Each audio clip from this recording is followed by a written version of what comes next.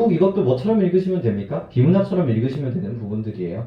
그래서 빨리 읽을 거는 읽고 그다음에 대칭이 만들어지는 부분들은 대칭을 만들고 그런 작업을 이제 할 필요가 있는데 자 가보죠. 전쟁이나 억압적 정치 현실의 폐해 같은 해도 될까요? 폐해 같은 역사적 경험은 문학 작품이 주목하는 소재가 되고는 합니다. 하나도 안 어렵네요. 신문 기사나 역사적 사료들이 주로 사실에 주목하는 경향을 가지고 있다면 문학 작품은 그 사실들이 가지는 의미와 가치, 때로는 사실들의 이면에 갖춰져 있는 진실을 주목하려는 경향을 가지고 있습니다. 자 보세요. 작용, 즉 표면적인 사실과 뭐와 대칭이 만들어지고 있어요? 내면적 진실에 대한 이야기들을 만들어주고 있죠. 아 문학은 내면적 진실이 중요하구나. 그럼 문제는 어떻게 굴러갈 것이야? 내면적 진실을 표면적 팩트라고 얘기하는 문제가 나올 수도 있겠구나. 이런 거 생각하시면서 굴리면 되겠고요. 이는 문학작품이 현실과 동떨어진 이상향을 그려내기만 하기보다는 현실의 진실을 마주함으로써 설득력 있는 목소리를 내고자 하는 노력의 일환일 것입니다. 이 얘기가 나오는 이야기는요. 이 문학사로는 아시면 좋겠는데 한동안 사람들은요. 되게 절망 속에 빠져서요. 이상적 가치만 추구를 했어요. 별이 될 것이다. 좋은 단계가 될 것이다. 그냥 이런 이상주의적이고 약간 낙관주의적인 시들을 쓰기 시작을 했었거든요. 그 다음 세대는 이제 어떤 이야기들이 나오기 시작을 하는 거예요? 그런 것보다는 현실을 더 직면하는 그게 우리 문학의 일환이다 라고 생각하는 작가들이 나왔기 때문에 이런 흐름들을 보여주고 있고요. 이러한 경향을 소설과 시 한 편으로 이제 보여주고 있다는 거죠. 1950년대 문학 작품들은 전쟁 자체에서 주목하여 그것이 가져온 물질적 정신적 피해를 드러내기도 했습니다. 그러나 전쟁이라는 사실 이면에 감추어진 정신적 갈등이나 사회문화적 갈등을 더욱 넓은 맥락에서 파악한 작품도 있었죠. 대칭 만들어지고 있죠. 이 작품은 물질적 정신적 전쟁 자체에서만 보는 게 아니라 그 내면에 있는 갈등에 대해서 이야기를 하고 있어요. 정한숙 소설의 고가는 주인공이 전쟁을 통해 겪게 되는 피해를 보여주기도 하지만 대부분의 내용은 전쟁 전이라는 게 포인트가 되겠죠. 그 이슈는 뭐야? 전쟁이 우리의 인생을 이렇게 개판쳤지만 박살이 내게 했지만 사실 알고 보면 전쟁뿐만이 아니라 그 이전에도 박살이 나 있었다. 이 이야기를 얘기하고 있는 거죠. 시간감 중요하네요. 전과 후를 여러분들이 나눌 수 있어야 돼요. 후 이야기는요 팩트가 되는 거고요. 전 이야기는요 숨겨진 진실에 대한 이야기가 되는 겁니다. 매칭을 해주셔야겠죠.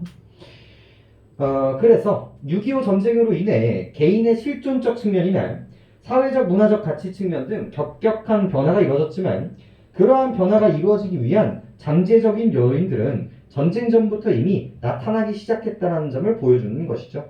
전쟁이 가져온 폐해 못지않게 그 이전에 작용해 오던 사회의 질서 또한 전쟁 이후에도 사회의 발전을 저해하는 폐해였다라는 비판적 시간이 여기에 담겨 있다고 볼 수 있습니다. 그러니까 전쟁을 긍정하는 건 아니지만 전쟁 때문에 문제가 생겼지만 하지만 그 이전에도 우리에게 뭐가 있었다? 문제가 있었다. 이런 얘기들을 하고 있네요. 그 다음에 뒤쪽 이야기들도 좀 중요할 건데 살구 경험을 덧붙이면서 현실에 대한 관심을 강하게 보입니다. 산을 포함하여 자연에 대한 작품을 많이 남긴 시인 신석정의 시 산은 알고 있다는 밑줄 쳐볼까요? 현실 도피를 이상향으로 자연을 그리지 않습니다. 현실 도피의 공간이 아닌 거예요. 이 작품은 오랜 역사를 겪어온 산을 인간에 비해 영속성을 가진 존재로 그렸으나 자연과 하나가 되는 삶을 지향함으로써 모든 것을 해결될 것이라는 인식을 담고 있지는 않습니다. 즉 과거의 시들은 이런 경향들이 있었다라고 얘기를 하고 있는 거예요. 오히려 산은 인간이 가려고 하는 진실을 함께 기억하고 비판적으로 반추하는 존재로 그려지고 있죠. 이 반추라는 게 뭐예요? 반성하고 성찰한다라고 생각하시면 됩니다. 또한 과거의 아픔을 간직하며 언젠가는 현실 속에서 실현되기를 소망하는 이상향을 만들어가고자 기울이는 현재의 노력을 함께하는, 즉 단순히 이상향만 보는 게 아니라 그 이상향을 가지고 가는 노력, 현재의 노력까지도 보여주고 있고요. 마지막 밑줄 5개거든요. 이러한 특성은 이 작품에 나타난 다양한 시제 표현을 통해서 확인할 수 있습니다. 사실 이 작품은요, 이 작품 자체보다는요, 이 작품에서 어필하고 있는 시간감들이 엄청나게 중요해요.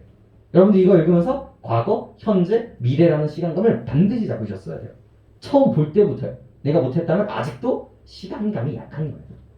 들어가 보죠. 자, 나부터 한번 볼게요. 자, 앞부분의 줄거리를 통해서 이 앞쪽에 있는 스토리라인들을 좀 먼저 잡아드릴 텐데 중요해요. 편하게 들어보세요. 편하게 들어볼게요. 이야기는 어떻게 시작해요? 김씨 종가의 종손인 필제는 일제 감정기던 어린 시절 종가의 전통을 이으려는 할아버지와 새로운 문물을 따르려는 숙부 사이에서 갈등을 겪습니다. 자, 어디서 많이 들었던 얘기죠. 세대 간의 갈등부터 이야기가 시작되고요. 자, 배경은 언제입니까? 일제 감정기에서 시작해요.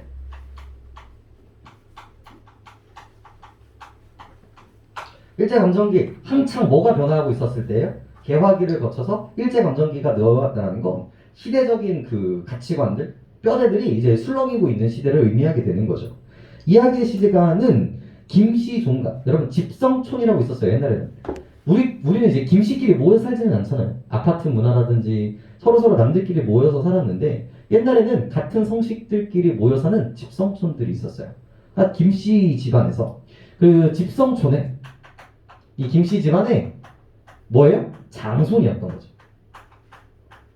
가장 1번인 거예요. 이 세대를 이어가는 1번 남자였던 거예요. 이 사람의 이름은 필제입니다. 김필제로 이야기는 시작이 되고 있어요. 김필제.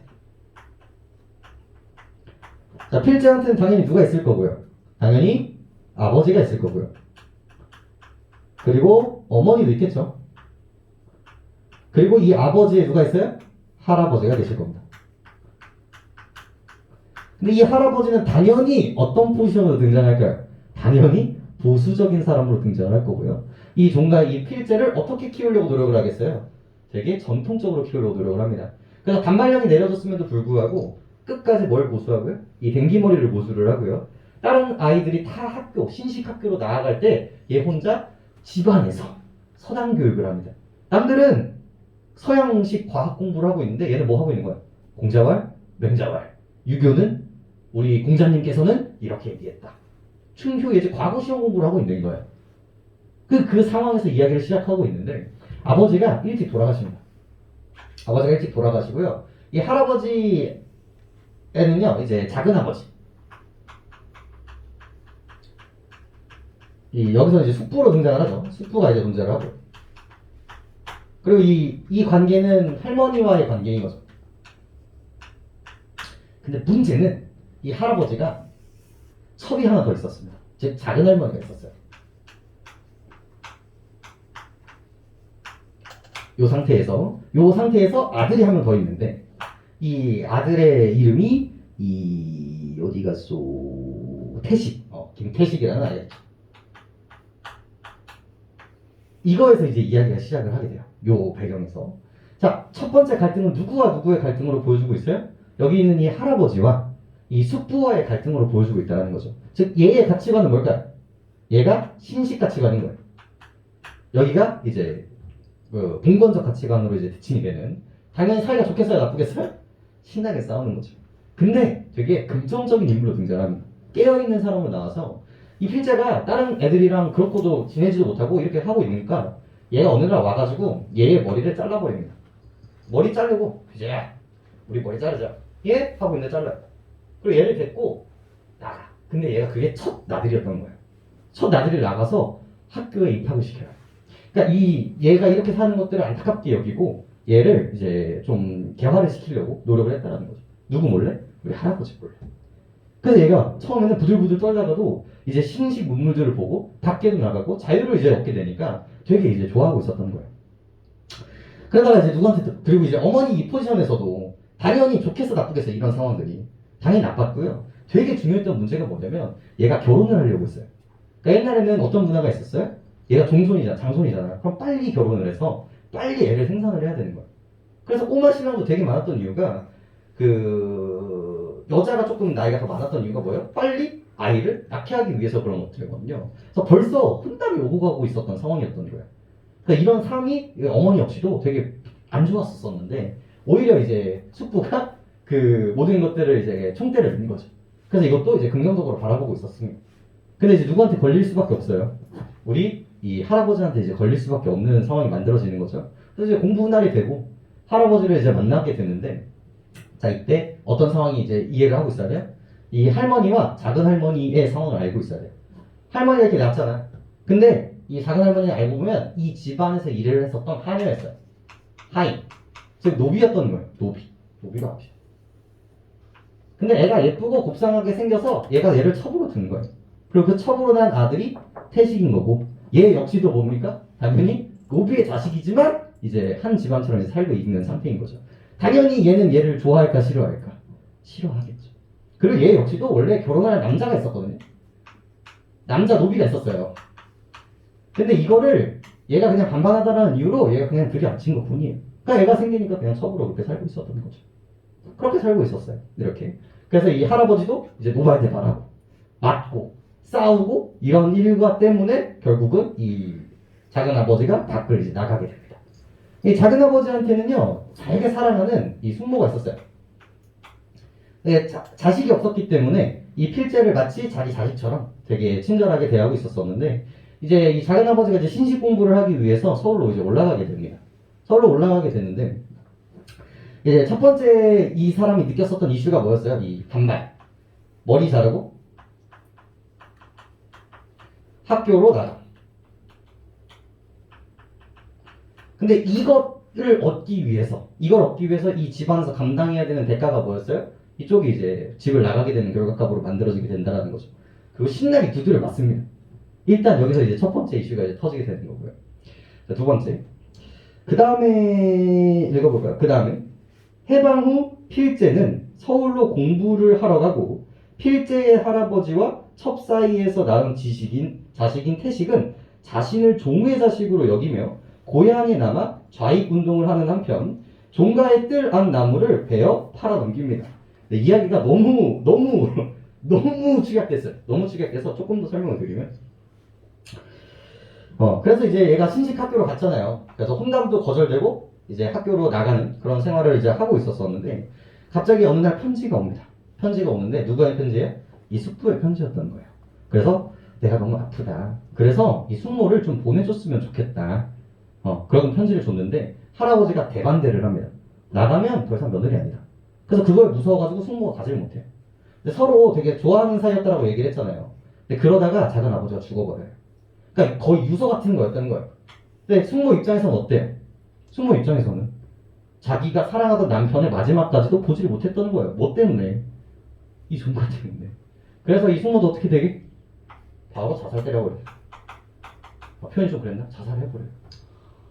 죄송합니다. 네. 죄송해요, 숙모님. 자살을 해버려요. 그러니까 이걸 보면서 숙부의 죽음과 그 다음에 숙모의 자살을 보면서 이제 스택이 쌓이기 시작하는 거예요. 이 막판에 이제 여러분들 글감 보면 뭐야? 이 종가, 이 집안 개 같은 종가 이렇게 나오잖아요. 그래서 결국 이 스택이 이제 슬슬 쌓이기 시작하는 거예요.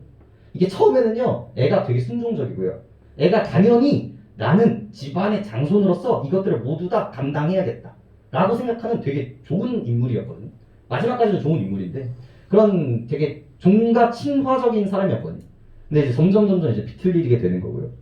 그래서 이제 세 번째 이슈가 뭐냐면, 여기서 이제 터지게 됩니다. 여기에서. 이 작은 할머니가 어떤 소문이 돌기 시작을 해요. 이 남자 노비랑 자꾸 어디서 방앗간 같은 데서 이제 살을 붙댄다. 만나고 있는 것을 본 장면들이 있다. 그러니까 당연히 여기서 이제 갈등이 일어나게 되는 거죠. 그러다가 결국은 얘가 가출을 해버립니다. 그럼 여기가 이제 없어지는 거야. 여기 라인이.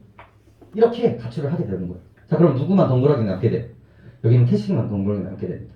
자, 여기가 없어지니까 이제 누가 조지냐면 이 할머니가 여태까지 억눌렀던 감정들을 여기에 다 퍼붓는 키워드가 나와요. 뭐야? 이 노비년이 낳은 노비놈. 만날 때마다 이러는 거예요. 그러니까 얘의 감정, 얘의 성향은 어떻게 될 수밖에 없어. 얘가 3살, 4살, 5살이야. 나이대가. 애가 6살, 7살. 그럼 이거를 감당해야 된단 말이야. 그리고 이걸 바라보고 있는 이 펼자가 어떤 감정선이 나오냐면 이 얘기를 할 때마다 뭐야? 얘 가슴이 아픈 거야. 그러니까 되게 긍정적인 인물로 등장을 해. 그래서 얘한테 최대한 잘해주려고 노력을 되게 많이 합니다. 그러니까 되게 긍정적인 시그널을 되게 많이 보내요. 애를 데리고 이제 가려고 하고. 그러니까 점점 애가 이제 비틀려서 자라기 시작을 하는 거예요. 그리고 세 번째, 뭐에 대한 이슈예요? 이 작은 할머니의 가출인 거예요. 이것도 어떤 이슈예요? 사실 얘와 얘가 원래는 결혼하려고 했었던 거거든요. 근데 얘가 뺏어먹은 거란 말이야. 뭐로? 이 종가의 권리로. 이것도 이 스택이 쌓이게 되는 거고요. 그리고 원래 이렇게 결혼하려고 했었잖아요. 근데 이 남자 노비가 다른 여자랑 결혼을 해. 그리고 낳은 자식이 여기서 길려라는 아이예요. 네, 수지 생각하시면 됩니다.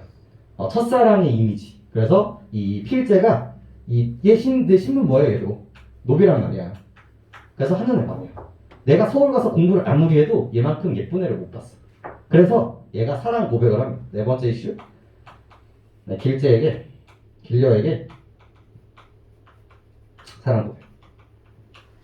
그래서 서로 약간 이몽룡과 성춘향이 돼버리는 거예요. 나 서울 가서 열심히 공부해서 성인이 되면 내가 너를 부인으로 삼겠다.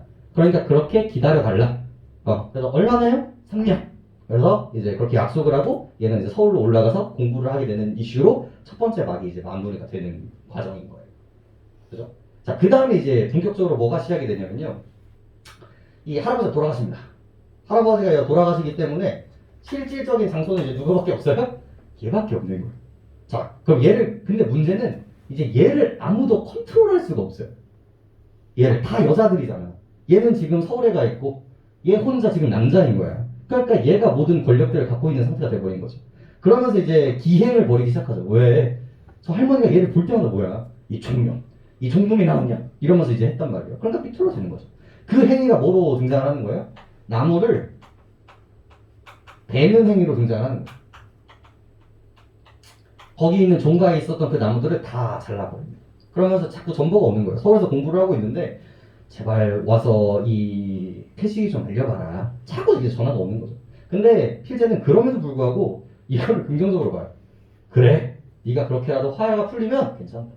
그리고 이 집안에 어느 정도의 재산은 너한테도 있다. 라는 식으로 해서 얘가 나무를 베가지고 다 팔아먹고 노비짓, 노름하고 여자 만나고 그런 것도 다 눈 감아줍니다. 그리고 가서 그리고 촌수가 봐봐. 얘가 제일 높긴 하거든요. 얘가 지금 제일 1번이긴 하지만 얘 포지션은 어때? 자기 아빠 인멸이야. 아빠, 작은아버지, 그 다음에 할아버지 자식이거든요. 그러니까 나이는 낮지만 자기보다 학년은 높아요. 하지만 이제 장소는 얘지. 장소는 얘지만.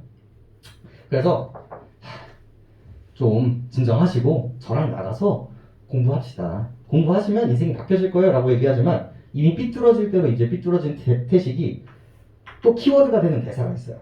일제강점기에 이 강점기에 노비가 공부를 해봤자 무슨 공부를 한다? 뭐밖에 한다? 빨갱이밖에 더 되겠어요? 라고 이야기를 합니다. 실제로 그리고 얘는 빨갱이가 되죠. 왜 그럴까요? 왜 빨갱이가 되는 걸까요? 이 사회주의, 북한이 내세웠던 사회주의는 뭐가 포인트예요? 부르주아를 끌어내리고 프롤레타리아 단결하자라는 거잖아요. 저 귀족 집단들, 양반 집단들을 철폐하고 나아가자. 그렇기 때문에 이 노비들이 다 무슨 운동을 했었던 거야? 사회주의 운동을 했었던 거고 다 빨갱인 곳에 했었던 거죠. 근데 얘네들이 잘못인가 사실? 얘가 잘못이야? 사회가 그렇게 만드는 경우들이 되게 많다는 거야. 이런 것들이. 물론 얘 성질이 나빴을 수도 있지만 이런 결들로 이제 이런 에피소드들이 이제 두 번째 에피소드의 시작으로 이제 이야기가 되기 시작을 하는 겁니다. 그죠? 자, 그러다가 이제 뭐가 생기냐면 이제 여기까지 이제 광복의 결이거든요. 여기까지가. 그러다가 이제 뭐가 터지냐면요. 한국 전쟁이 터져요. 이게 일제 감정기 그리고 광복이 되고 할아버지가 죽고요. 여기까지 2막이고요. 세 번째 막이 뭐가 터지는 거야? 6.25가 터지게 되는 거야. 6.25가 터지니까 진짜 얘는 뭐였을까? 얘는 6.25가 터지니까 얘는 이제 빨갱이가 돼버린 거야. 실제로 우리나라 어떻게 됐어요? 오늘 배우는 작품 두 가지가 이제 이쪽 결인 건데 처음에 이렇게 했다가 얘가 이렇게 쳐들어오잖아요. 6.25 전쟁이 터진 다음에 쳐들어온 다음에 다시 수복했다가 다시 땡겨진 이 상태에서 여기로 이제 38선이 그어지게 되는 거거든요. 이 휴전선이 그어지게 되는 거거든요. 근데 그 와중에서 빨리가 내려왔을 때 이 지역이 뭐가 되는 거야? 지금 빨간색이 돼버린 거야. 그럼 그때 얘가 앞서서 이 부르주아 놈들을 다 처벌하기 시작을 했다는 거죠. 그래서 주변에 있었던 만만한 귀족들, 양반들, 집단들이 다 이제 조져지는데 그나마 이 필자가 원래 1순위거든요. 이 지역에서 제일 1번 가는 부자니까. 근데 얘가 안전할 수 있었던 이유는 뭘까? 그래도 얘가 유년기 내내 뭐 했어? 잘해줬단 말이야. 유일하게 얘가 이 집안에서 긍정적으로 생각하는 게 필자밖에 없었어. 얘가 그래도 이 빨갱이의 우두머리였거든요. 약간 그러니까 얘를 건드릴 수가 없는 거야. 그래서 1번 타겟이었음에도 불구하고 그래도 조금 그나마 안전하게 지낼 수 있었던 이유가 암암리에 얘가 이제 그런 것들을 보호하고 있었던 상황이었던 거죠. 야, 근데 이제 사건이 물론 이제 막 숨어 지내고 막 이러고 있고 그다음에 여기 있는 길려 역시도 이제 도와주고 막 그런 상황들이 지속이 되다가 자 이제 어떻게 됩니까? 빨리 이제 뭐 인천 상륙작전 하고 나서 막 뭐 하고 하면서 이제 국군이 이제 들어오기 시작을 한단 말이에요. 자 그러면서 이제 태식이가 뭐라고 하냐면 다들 숨어 있잖아. 태식이가 저는 이제 가겠습니다 하고 그동안 감사했습니다 하고 산으로 올라가. 그게 이 유명한 이제 빨치산들인 거예요. 그 당시에는 이제 국군들이 몰려오니까 이제 빨갱이들이 도망가야 되잖아. 그럼 이제 다 어디로 숨는 거예요? 산으로 숨는 거예요. 그래서 산에서 있어서 이걸 다 빨치산이라고 얘기를 했던 거지. 우리 작품에 이제 뭐 장마라든지 그런 작품분들에서 이제 오늘 배울 겨울 나들이라든지 전부 다 나오는 게 이쪽 결들인 거거든요. 그래서 이제 산속으로 들어가고요. 이 산속으로 이제 누구도 같이 들어갈까요? 길려까지 이 산속으로 이제 같이 들어가게 되는 겁니다. 산속으로. 그러면서 이제 그때도 이 필자가 되게 내적 갈등을 많이 해요. 아, 내가 말렸어야 되나? 산으로 들어가면 이제 죽은 목숨일 텐데 그래도 내가 말려서 그래도 같이 이제 용서를 구하고 그래도 같이 죗값을 치르고 그렇게 방향을 만드는 게 나의 맞는 방향, 장손으로서의 방향이 아니었을까? 이런 생각들을 하고요. 이때만 하더라도 얘는 어떤 생각을 하고 있었냐면 이 할아버지가 유언을 하나 남기거든요. 이 지역을 잘 살려라. 이 종가를 정말 잘 맡아서 해달라. 생각해요. 아, 난 장손으로서 열심히 해야겠다. 그럼 난 장손이니까 얘까지도 품었어야 하는가? 라는 생각을 하고 있었던 상황인 거고 그 당시에 지식인의 가치관이 어땠을까? 이 당시에 나오는 주인공들은 다 어떤 가치관을 갖고 있냐면 계몽주의를 가지고 있어요.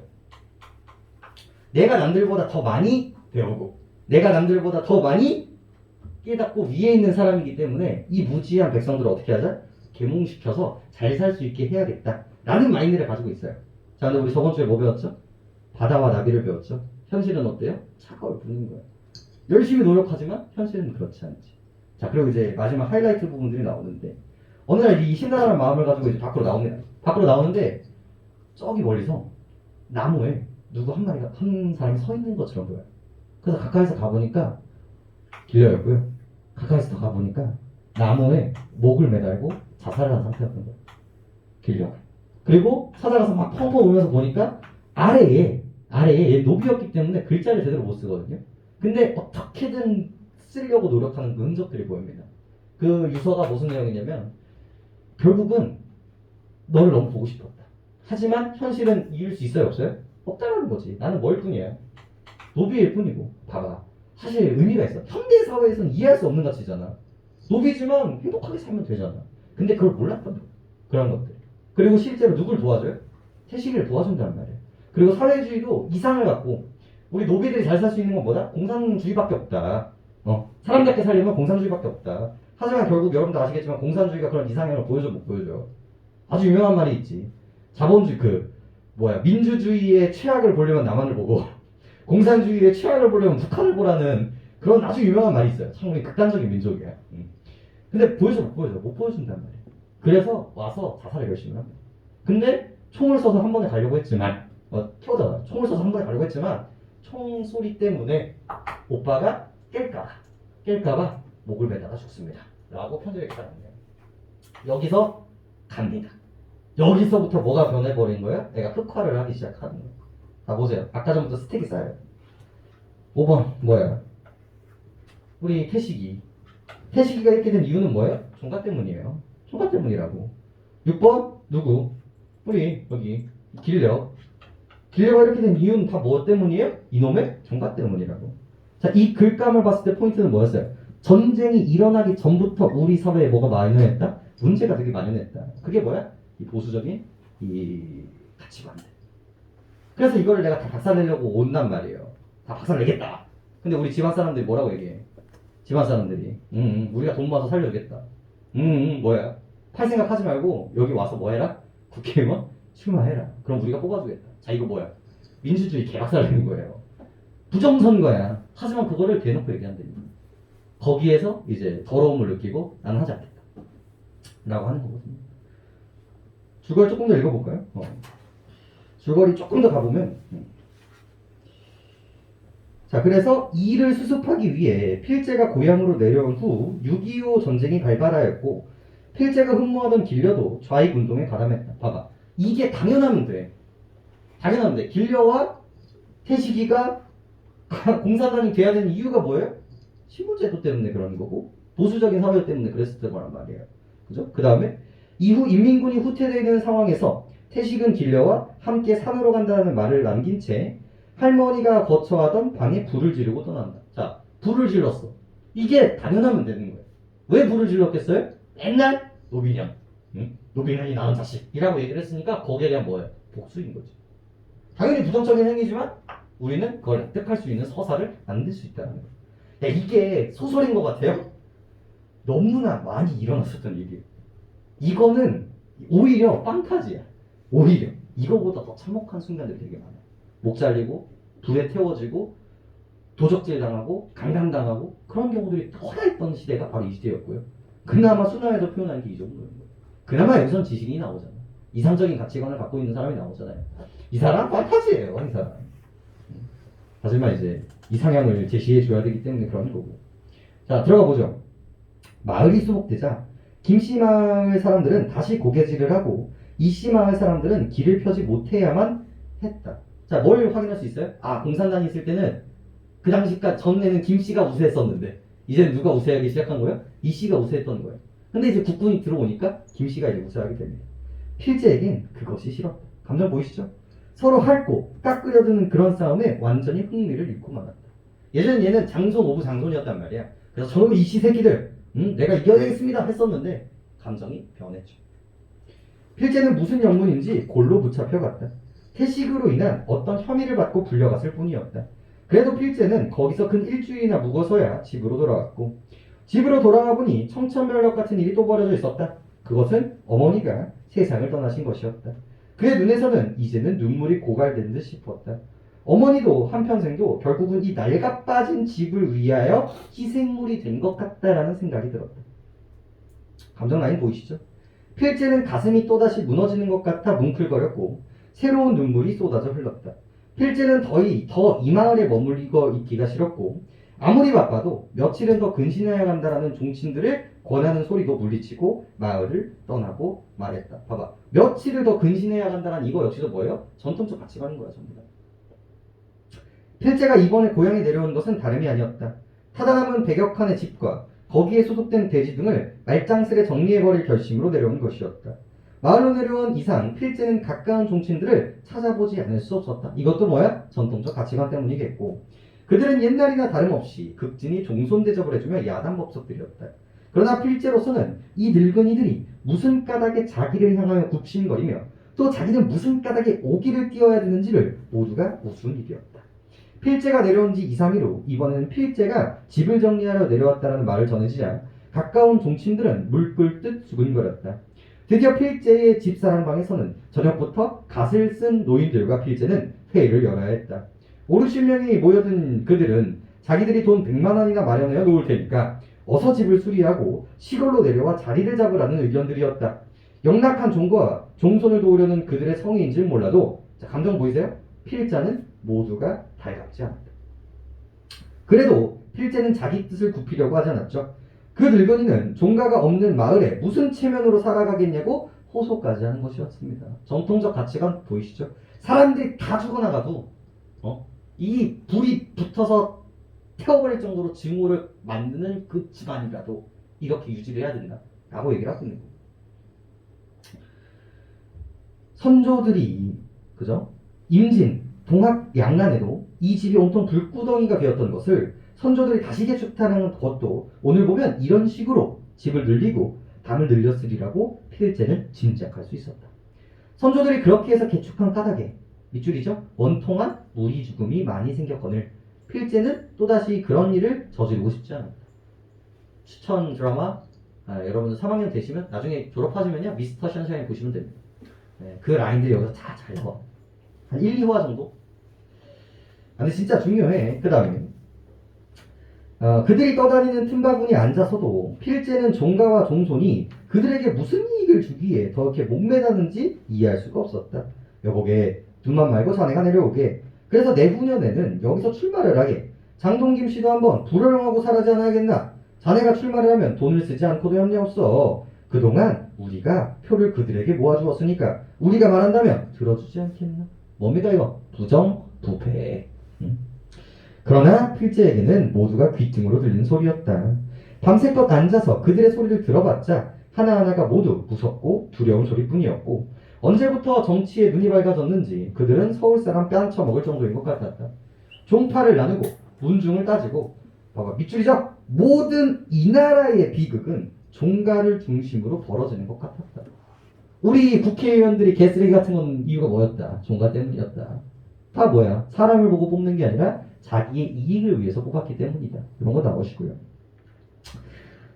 종파를 나누고 문중 그리고 그것들을 뼈저리게 느낀 것이 필제 자기요. 그 희생자가 태식이와 길려인 것 같았다.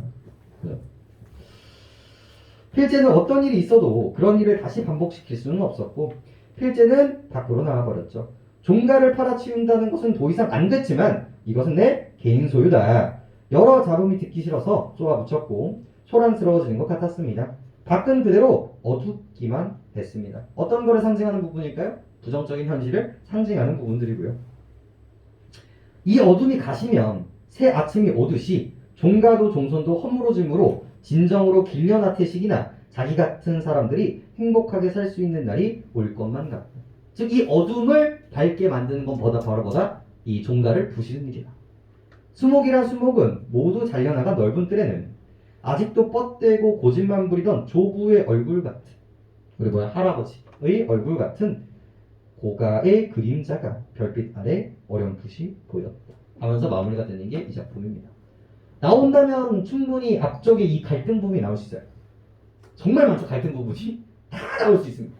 싸우고 남 왜 배세요 교육해요 이 쌍놈식 이거 다 나오면 근데 아마 다른 소설이 나오지 않을까.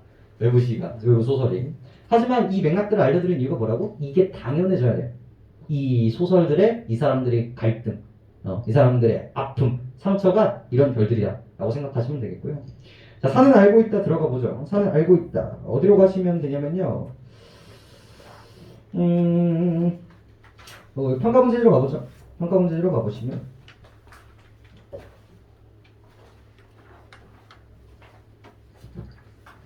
페이지가 안 들어가더라고요.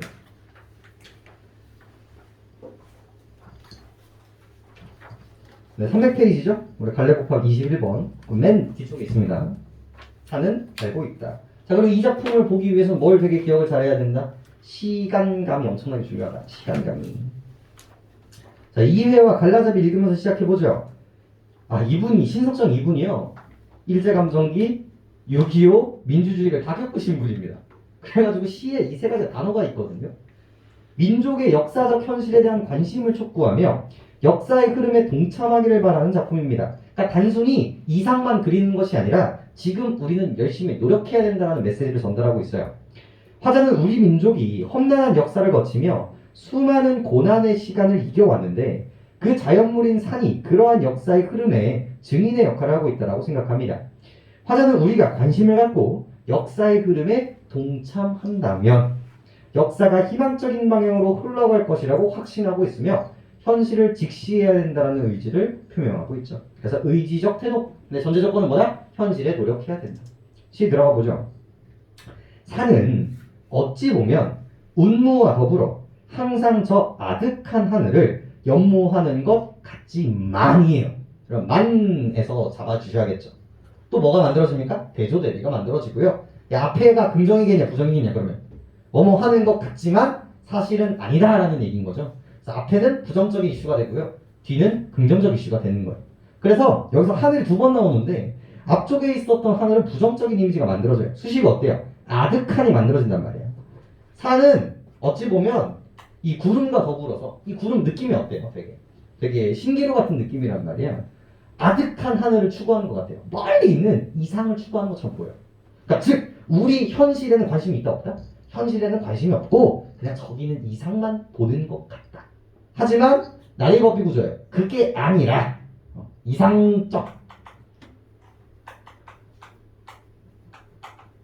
인 것처럼 보이지만 이 현실에 관심이 없는 것처럼 보이지만 오래오래 겪어온 피 묻은 역사의 그 생생한 기록을 알고 있다.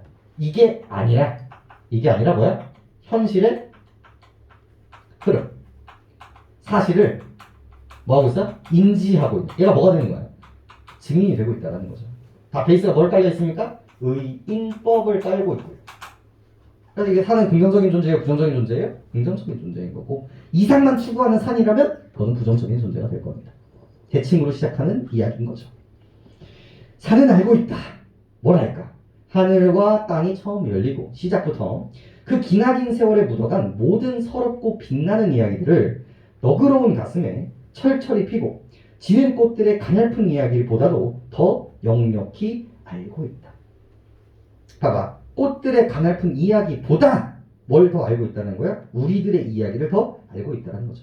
즉 자연보다, 심지어 자연보다 뭘 더 알고 있다? 우리 인간의 역사들을 잘 알고 있다.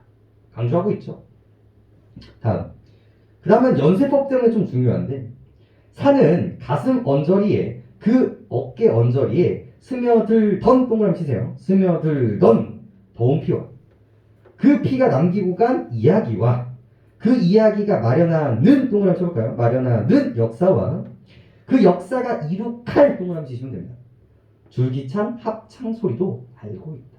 자, 첫 번째. 여기서 확인하셔야 되는 표현법이 뭐예요? 연쇄법. 끝나는 단어를 가지고 그 다음을 시작을 하고 있으니까요. 자, 그럼 이제 연쇄법을 쓴 이유가 뭘까? 이거 뭐 보여주기 위해서요? 시간의 흐름. 이 시간의 연속성을 보여주기 위함이고요. 그리고 여기서 시제가 잡히거든요. 과거, 현재, 이 미래가 흘러가고 있고, 이 모든 것들을 누가 알고 있다? 산이 알고 있다라는 구조로 만들어지게 됩니다. 자, 여러분들 이제 문법이네요. 시제를 나타나는 방법은 우리 세 가지가 있어요. 첫 번째, 어제, 그제, 오늘, 작년, 이렇게 부사어를 쓰는 방법이 있고요. 두 번째가 뭡니까? 먹었다, 먹는다, 먹겠다, 선어를 쓰는 방법이 있고요. 세 번째가 뭐예요? 관형사형, 전성어미를 가지고 쓰는 방법들이 있어요. 먹을바, 미래, 먹는다, 현재, 먹던다, 먹든다, 뭐예요? 과거인 거죠. 그래서 스며들다, 과거예요. 그죠? 그 다음에 마련하는, 현재고요. 그 다음 이룩할, 미래. 이걸 통해서 뭘 확인할 수 있어야 된다? 시간감을 확인할 수 있어야 됩니다. 이게 오늘 이 시에서 가장 중요한 포인트예요. 수능에서도 여러분들이 뽑아낼 수 있어야 되고요. 시제 찾으라고 했는데 엄한 거 찾고 있으면 안 돼. 선어말어미, 관형사형, 전성어미 찾으셔야 된다고요. 오케이? 이 작업을 할 줄 알아야 돼. 다른 시가 나와도. 그 다음. 그래서 결국은 뭐다? 과거, 현재, 그리고 심지어 뭐까지도 알고 있다? 미래의 역사까지도 이 산은 알고 있을 것이다. 이슬 젖은 하얀 총루가, 이 총루가 뭐라고 나와 있어요? 총루. 살이 전부 썩어버린 죽은 사람의 머리뼈입니다. 죽음을 상징하고 있거든요.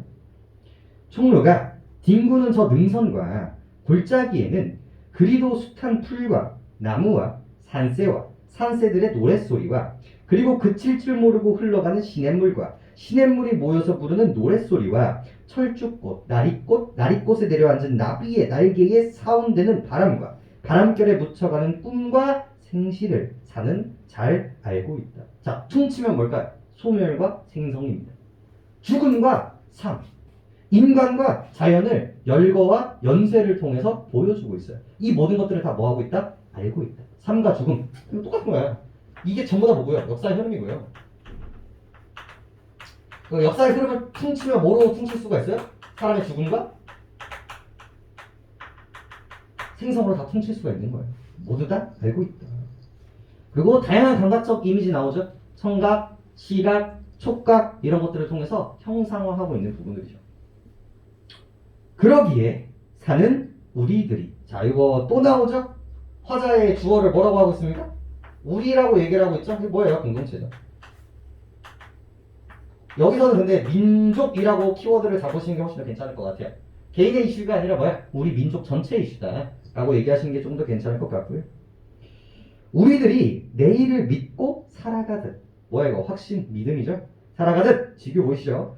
언제나 먼 하늘을 바라보고 가슴을 벌린 채 하늘 또 나오거든요.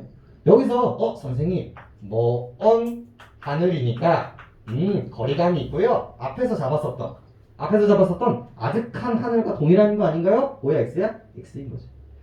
왜? 앞에 수식어가 뭐예요? 믿고 살아가듯 이란 말이야. 그럼 뒤는 긍정이겠어 부정이겠어? 긍정이겠지. 그럼 여기는 뭐가 되는 거예요? 긍정적 하늘이 되는 거예요. 그래서 위는 부정적 하늘, 아래는 긍정적 하늘이라는 걸 캐치할 수 있어야 됩니다. 수식어, 서술어, 비유적인 표현들을 통해서요. 먼 하늘을 바라보면 이상향이겠죠. 희망. 가슴을 벌린 채 피 묻은 역사의 기록을 외우면서 손을 들어 우리들을 부르고 있는지도 모른다. 공동체 사회 전체 보이시죠?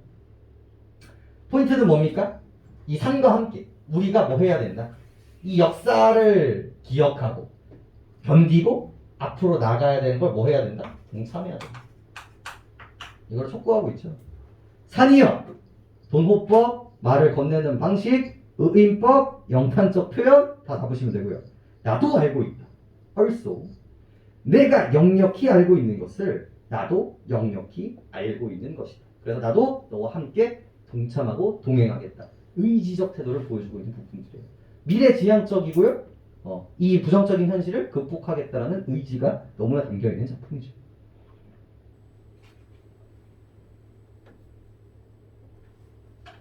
됐죠? 그래서 작품도 중요하고요. 여기서 여러분들이 뽑아내셔야 되는 그 시간감 그리고 공동체적인 느낌 이런 것들이 중요합니다. 자, 문제로 가보죠.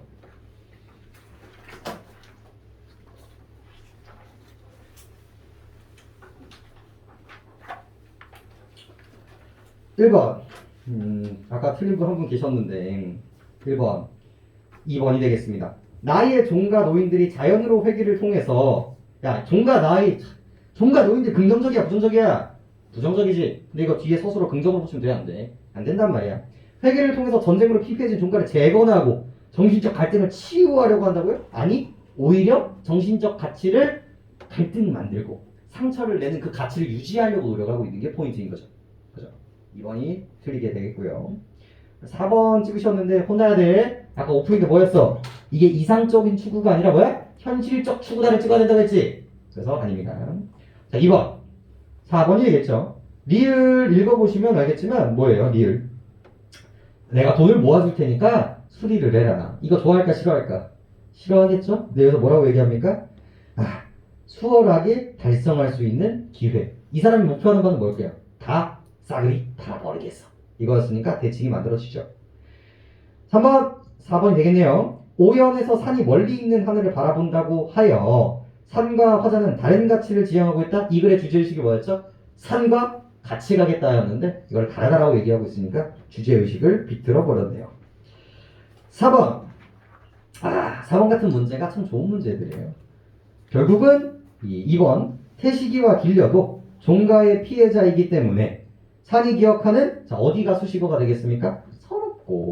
서럽고 이 부분에서 인물들로 볼 수가 있다 정도라고 보시면 되겠고 자 5번 A는 미래지향적 이상향이 되겠고요. B는요 현재 시점에서 노력하는 이미지가 만들어져야겠죠. 그래서 역사가 이룩할 잡아주셔야 돼요. 미래지향적이고요. 그칠 줄 모르고 흘러가는 현재지향적이고 흘러가고 있는 이 시냇물은 뭐예요? 현재의 노력을 상징할 수 있다는 거. 그래서 시간감 다시 한번 여기서 잡아주고 있는 부분들이니까요. 수능에서도 시에서 이 시간감 9월 수능에 반드시 한번 등장할 거니까 반드시 캐치해 주시기 바랍니다. 알겠죠? 우리 한 작품만 더 가자. 한 작품만 더 하고 갑시다.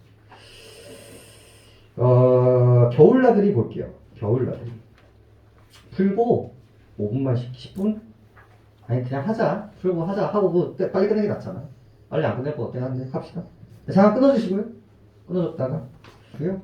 전체적인 이야기만 조금 해드리면 괜찮을 것 같아서 좀 전체적인 이야기를 조금 드리고자 합니다. 이 글의 시작은 뭐로 시작을 합니까? 이 글의 시작은? 잠깐만. 어디 갔니? 열심히 잘 적어왔는데.